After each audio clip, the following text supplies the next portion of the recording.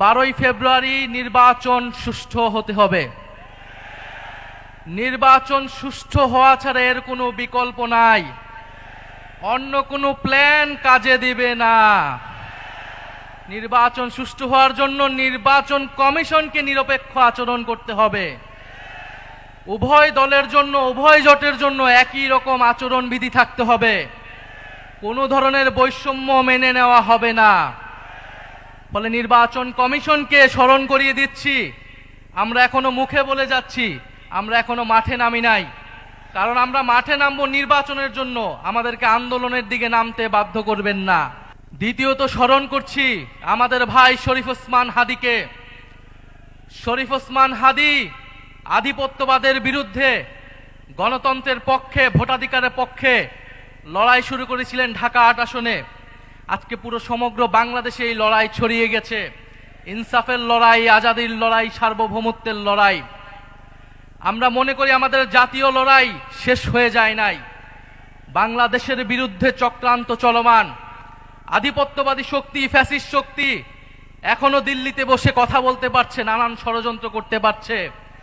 ফলে আমাদের এই জাতীয় লড়াই আধিপত্যবাদের বিরুদ্ধে, ফ্যাসিবাদের বিরুদ্ধে এবং দেশের ভিতরে আমাদের দুর্নীতি এবং চাঁদাবাজ এবং বৈষম্যের বিরুদ্ধে লড়াই, এই উভয় লড়াই আমাদেরকে একসাথে চালিয়ে যেতে হবে।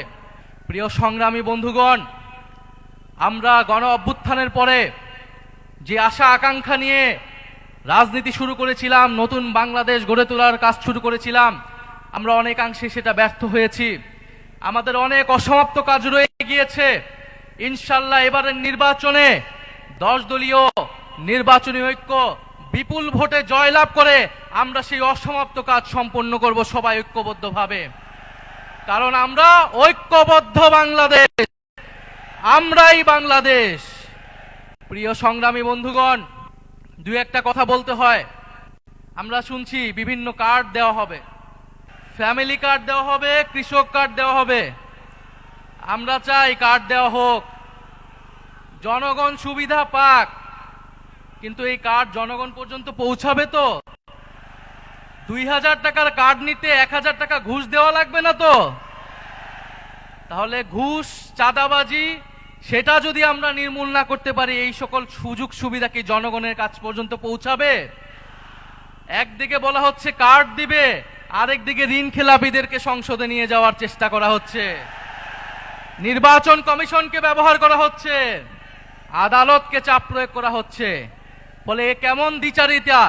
যদি প্রকৃতপক্ষেই জনগণকে সুবিধা দেওয়ার নিয়ত থাকে, তাহলে কেউ ঋণ খেলাপিকে নমিনেশন দিতে পারে না। যারা ঋণ পরিশোধ করে নাই, তারা সংসদে গেলে আপনার মনে হয় তারা ঋণ পরিশোধ করবে? আর এরা আবারও ঋণ নিবে, এরা আবারও টাকা লুট করবে, এরা আবারও টাকা পাচার করবে বিদেশে।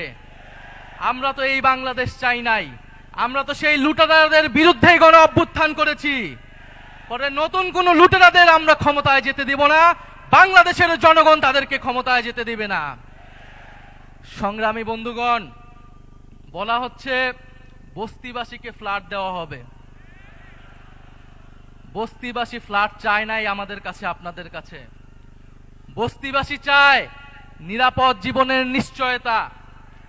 বস্তিবাসী চায় মর্যাদাপূর্ণ কর্মসংস্থান।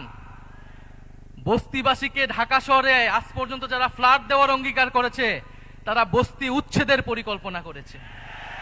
তারা বস্তিতে আগুন লাগিয়েছে, বলা হয়েছে আপনাদেরকে ফ্ল্যাট দিব, আপনারা বস্তি থেকে উচ্ছেদ হন।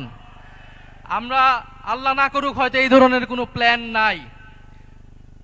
জান্নাতের মালিক আল্লাহ, অবশ্যই মহান সৃষ্টিকর্তা, আর ভোটের মালিক জনগণ। ভোটের মালিক নাগরিক। দেশের মানুষ বুঝে বুঝে যাবে আরো দ্রুতই যে কারা নির্বাচনের আগে প্রতারণা করছে, কারা দেশের মানুষকে ঠকাচ্ছে, কারা সংস্কারের বিরুদ্ধে অবস্থান নিচ্ছে।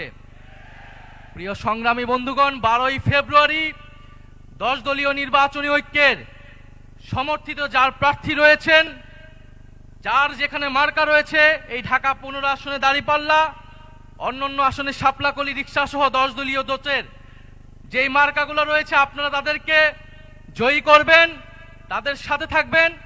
আমরা ঐক্যবদ্ধভাবে বৈষম্যের বিরুদ্ধে, দুর্নীতির বিরুদ্ধে আর ইনসাফের পক্ষে আমরা নতুন বাংলাদেশ গড়ে তুলব।